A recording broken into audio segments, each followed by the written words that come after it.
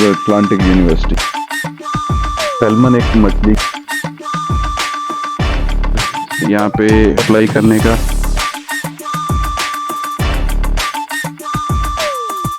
ये वीडियो आपके पास अभी stamp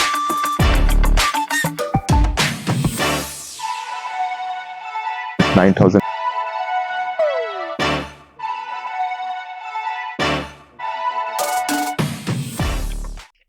hi guys, welcome to archaeology official.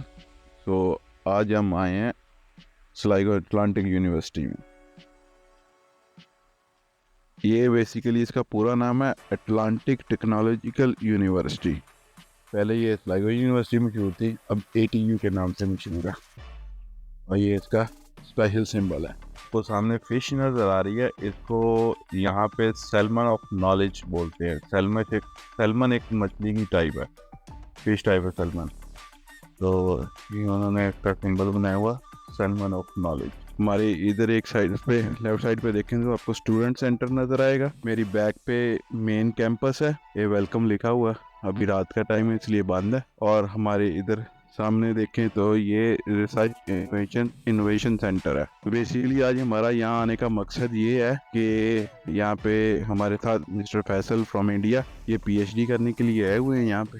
आज हम इनसे पूछेंगे कि आपने किस कोर्स के बाद अप्लाई किया, इंडिया में क्या प्रोसीजर अप्लाई करने का, और यहाँ पे आने के बाद क्या सूरत हाल है, इनको किस किस्म का वीज़ा मिला है, PhD कंप्लीट करने के बाद इनको क्या मिलेगा।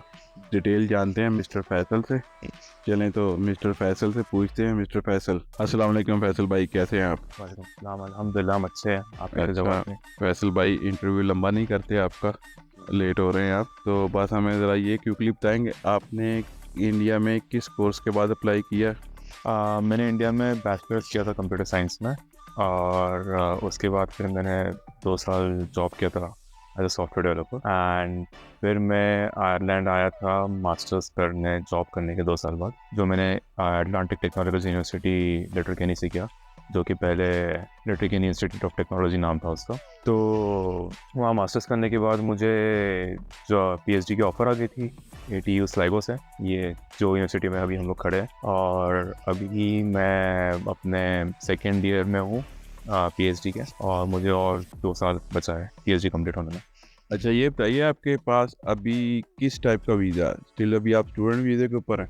हाँ, तो जब आप PhD जब करते हो और मास्टर्स जब करने आते हो यहाँ पर, तो आपको यहाँ पर स्टैम्प 2 मिलता है, जो कि स्टूडेंट वीज़ा होता है। और ये वीज़ा आपको मिलता है जब तक आपकी पढ़ाई चल रही है। पढ़ाई कंप्लीट होने के बाद आपको 2 साल का ग्रेजुएट वीज़ा मिलता है, स्टैम्प 1G। और ये जो आपके पास अभी स्टैम्प 2 है, इसके ऊपर आपको काम करने की इजाज़त है?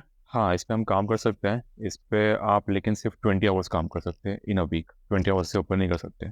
और फिर आप वेकेशन के टाइम पे, जैसे समर वेकेशन हो गई है और क्रिसमस वेकेशन हो गई है, वो टाइम पे आप 40 आवर्स काम कर सकते हैं। ओके, जब आप फर्स्ट टाइम आयरलैंड में आए थे तब भी आपके पास यही स्टैम्प मिली थी आपको? हाँ जी, तो जब मैं आयरलैंड आया था इंडिया से, मुझे ये स्टैम्प लग के आई थी। ज़रा थोड़ा सा बताएं कि इंडिया से आपने कैसे वीज़ा के लिए अप्लाई किया था? तो अप्लाई करने के 2 तरीके हैं, या तो आप एजेंट के थ्रू अप्लाई करें या फिर आप खुद अप्लाई करें। आयरलैंड की खास बात यह है कि अगर आप एजेंट के थ्रू अप्लाई करोगे तो एजेंट आपसे फीस नहीं लेगा, क्योंकि आयरलैंड की जो यूनिवर्सिटीज़ है ये लोग खुद एजेंट को कमीशन देते हैं। तो आपको agent free of cost application करके देंगे। एंड अगर आप खुद अप्लाई कर रहे हो तो उसमें भी कोई इशू नहीं है, आपको 25 या 50 euros depending on the university fees होती है। तो सपोज आपने 50 यूरो फी पे की और अपने डॉक्यूमेंट सबमिट करने हैं। डॉक्यूमेंट्स में आपके आते हैं आपके बैचलर्स के ट्रांसक्रिप्ट्स, फिर IELTS का रिपोर्ट, और आपको बैंक स्टेटमेंट, क्योंकि यहाँ पर आने के लिए मास्टर्स में आपको यहाँ आने के लिए 9,000 यूरोज दिखाने हैं। ओके, बैंक स्टेटमेंट के अलावा क्या आपको इंग्लिश कोर्स भी करना पड़ता है? बैंक स्टेटमेंट के अलावा इंग्लिश कोर्स, यस, आपको IELTS का एग्ज़ाम देना होता है, और उसमें आपको जी मस्ट है, आपको उसमें 6.5 स्कोर चाहिए। ओके, हमाल भाई ये बताइएगा कि आपने अप्लाई कैसे किया था पाकिस्तान से? मेरा अगर मैं आपको सच्ची बताऊं तो एक बहुत ही डिफरेंट किस्म का सिनेरियो हो गया था। मैं बेसिकली ऑस्ट्रेलिया जा रहा था अपनी PhD करने के लिए, एंड एवरीथिंग वाज सॉर्टेड। और इन बिटवीन दैट टाइम मेरी एक और PhD जो यहाँ पे कर रही हैं we was used to work together in Khwaja Farid university back in the ईमेर खान। तो मैं वहाँ पे विजिटिंग लेक्चरार था सॉफ्टवेयर इंजीनियरिंग के अंदर, और वो कंप्यूटर इंजीनियरिंग के अंदर थी। एंड हमने मास्टर साथ किया था वहाँ से। तो उसके बाद उन्होंने मुझे एक दिन ऐसे ही बताया कि यार एक प्रोग्राम है स्लाइगो आयरलैंड के नाम से एक जगह है वहाँ पे। और मैंने उससे कहा, मैं कहा मुझे क्यों बता रही हो? तो उसने मुझे एज इट इज़ दे दिया कि यार तुम ईमेल तो करके देखो, शायद तुम्हारा नाम आ जाए इंटरव्यू के लिए। तो मैंने उनको ईमेल भेजी, और जो हर प्रोग्राम आप जब भी अप्लाई करते हो तो उसके नीचे की ईमेल लिखी हुई होती है। तो ये एडवर्टाइज हुई थी findaphd.com के ऊपर। So most of the time Ireland की जितनी भी PhDs आती हैं वो findaphd.com के ऊपर आती हैं। और उसके अंदर मैं जाके एक ईमेल एड्रेस देखा जो सुपरवाइज़र था उसका। मैंने सुपरवाइज़र को ईमेल की कि मैं इंटरेस्टेड हूँ आपके साथ काम करने के लिए, और ये डिफरेंट मैंने पब्लिकेशंस पहले की हैं, या मैंने थोड़ा बहुत काम किया। उस टाइम तो मैं बहुत इमेच्योर था रिसर्च के अंदर, और अभी भी काफ़ी हद तक अच्छा आगे नहीं पहुंचा हूँ, बट कुछ हद तक अब अचीव कर लिया। तो उस टाइम फिर मैंने उनको ईमेल की, उन्होंने मेरे से इंटरव्यू लिया, और इंटरव्यू के दौरान उन्होंने मेरे पेपर्स जो मैंने उनको सबमिट करवाए थे कि ये मेरे पेपर्स हैं जो मैंने इससे पहले काम किया, उन्होंने उन पेपर्स को इन्वेस्टिगेट किया और उनके अंदर से क्वेश्चन बनाया। काफ़ी ऑप्शंस ओपन हो जाते हैं। पहले के 2 ऑप्शंस तो ये है कि आप या तो एकेडमिया में जाए या फिर आप इंडस्ट्री में जाए। एकेडमिया में एज इन लाइक आप दोबारा कोई यूनिवर्सिटी ज्वाइन करोगे as a lecturer, as a professor, या फिर एज अ रिसर्चर, तो आप वो कर सकते हो। दूसरा ऑप्शन ये होता है आप इंडस्ट्री में जाए। इंडस्ट्री में आप चाहोगे तो आप कोई IT कंपनी में, या जिस फील्ड में आप PhD कर रहे हो वो फील्ड की इंडस्ट्री में, वो फील्ड की कंपनी में आप एज ए रिसर्च साइंटिस्ट काम करोगे या फिर एज ए रिसर्चर काम। तो जैसे अब हम लोग AI में PhD कर रहे हैं, तो हम IT कंपनीज में जा सकते हैं, एंड हमारे लिए AI engineer, machine learning engineer, data scientist, ऐसे जॉब पोजीशंस ओपन हो जाएंगे। और जो दूसरा ऑप्शन ये है कि आप पोस्ट डॉक कर सकते हो जब एकेडमी में जाते हो। तो पोस्ट डॉक ये होता है कि आप डॉक्टरेट, जो PhD डॉक्टरेट, उसके बाद आप पोस्ट डॉक्टरेट करते हो। वो आप 1 साल का होता है वो पोस्ट डॉक्टरेट। वो डिपेंड करते हैं प्रोजेक्ट के हिसाब से। तो कुछ प्रोजेक्ट के कॉन्ट्रैक्ट्स होते हैं आपकी 1 साल के, या 2 साल के, या 3 साल के, या 4 साल के। तो उसके हिसाब से आपके पोस्ट डॉक की ड्यूरेशन होती रहती है। जब आप PhD कंप्लीट कर लेंगे आपको ऑटोमेटिकली 2 साल का वीज़ा मिल जाएगा। PhD कंप्लीट करने के जी 2 साल का ग्रेजुएट वीज़ा मिलेगा आयरलैंड में। उसके लिए आपके पास जॉब ऑफर होनी चाहिए कि विदाउट जॉब ऑफर? नहीं, so basically graduate visa job search visa होता है। ओके। तो उसमें जॉब सर्च करने के लिए आपको अपॉर्चुनिटी देते हैं 2 साल आयरलैंड। जब आपको जॉब मिल गई, आप 2 साल गुजार लिए, उसके बाद क्या होगा? जॉब मिल गई तो आपको जैसी जॉब मिलती है तो आपको कंपनी वीज़ा दे देती है, वर्क वीज़ा। और अगर आपने 2 साल गुजारे और फिर भी आपको जॉब नहीं मिल रही है तो फिर आपको वापस इंडिया जाना होता है, जहाँ से भी आप। ये इनोवेशन सेंटर है। इधर क्या इन्वेंट करते हैं आप लोग? इनोवेशन सेंटर बेसिकली एक ऐसा सेंटर बनाया गया था जहाँ पे रिसर्च एंड डेवलपमेंट प्लस ऐसे नोवल आइडियाज़ जो आप मार्केट में आने वाले होते हैं, जो अभी तक इनके सॉल्यूशंस डिज़ायर्ड नहीं हुए या बनाए नहीं गए, तो उन डिज़ाइन हो रहे होते हैं, तो वो इनोवेशन सेंटर में आते हैं।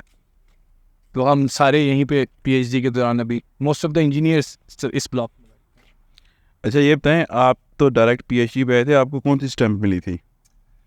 सो आयरलैंड में जो PhD के लिए आते हैं उनको स्टैम्प 2 मिलती है, और stamp 2 is a student stamp. जितना भी स्टूडेंट यहाँ पे एज अ स्टडी वीज़ा पे आता है तो उनको स्टैम्प 2 मिलती है, और फिर वो स्टैम्प 2 बाद में ग्रेजुएट वीज़ा में कन्वर्ट होती है जब आप अपनी डिग्री पूरी कर चुके होते हैं, जिसको हम स्टैम्प 1G कहते हैं। तो ग्रेजुएट वीज़ा होता है, वो 2 साल का होता है। So they give you plenty amount of time, 2 years, कि आप अपने आप को प्रूव करें और अपनी जॉब। और जिस तरह भी फैसल भाई बता रहे थे, इनको 20 आवर्स पर वीक अलाउड है काम करना, तो Yes. आपको भी?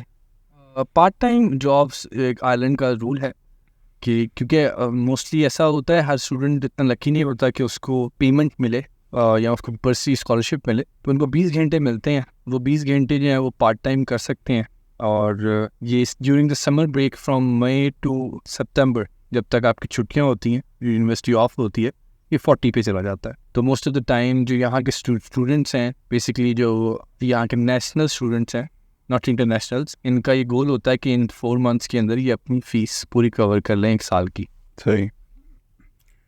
जब आप कितना टाइम रह गया अभी आपका पीएचडी कंप्लीट होने में? 1 year and 2 months. Total duration कितना है? सो जब आप यहाँ आते हैं तो सबसे पहले आपको 2 इयर्स के मास्टर्स में इनरोल किया जाता सही। है, और फर्स्ट एंड सेकंड ईयर आपका एक प्रोग्राम जो आपने जिसमें अप्लाई किया होता है, उसके अंदर ये चेक किया जाता है कि क्या आप इस काबिल भी हैं कि आप वो पीएचडी के अंदर उसको लेके जा सकते हैं, बिकॉज पीएचडी पूरी वर्ल्ड की एक हाईएस्ट लेवल ऑफ नॉलेज है किसी भी एक सब्जेक्ट के अंदर। तो उनकी कोशिश होती है कि जब तक आप इसको पूरा प्रोसेस ना कर लो तब तक आगे नहीं जाने देते, तो वो उसको उसी तरीके से लेके चलते हैं। और आफ्टर 2 इयर्स हम लोग चेंज हो जाते हैं, हम लोग ट्रांसफ़र होते हैं from level 9 to level 10। Level 9 जो है वो मास्टर स्टूडेंट्स का होता है, और 2 इयर्स के बाद जब हम अपनी ट्रांसफ़र रिपोर्ट जमा करवाते हैं जिसमें हम ये क्या बताते हैं कि हमारा फाइनल थीसिस क्या होगा, हमारा फाइनल टॉपिक का टाइटल क्या होगा, और उसमें हम क्या कुछ कर रहे होंगे, तो थीसिस के लिए फिर हम वो जमा कराते हैं, और उसका लिए हमें तकरीबन 2 साल और लग जाते हैं। तो it's a 4 year study. 4 years. तो मेरा आपको भी 1 साल हुआ? मेरे 2 years and 8 months हो चुके हैं, तो it's almost चलें, best of luck with PhD. Thank you so much. तो हम चलते हैं वापस फैसल भाई की तरफ। चलें फैसल भाई और हमाइल भाई, आपका बहुत बहुत शुक्रिया। अभी आपका क्या प्लान है? आप लोग घर जा रहे हैं कि अभी रुकेंगे इधर? नहीं, बस अब जाएंगे ऊपर और काम कंटिन्यू करेंगे। कुछ डेडलाइंस वगैरह हैं हमारी, तो उस पे काम वापस। तो ये 24 आवर्स आपके लिए अवेलेबल है?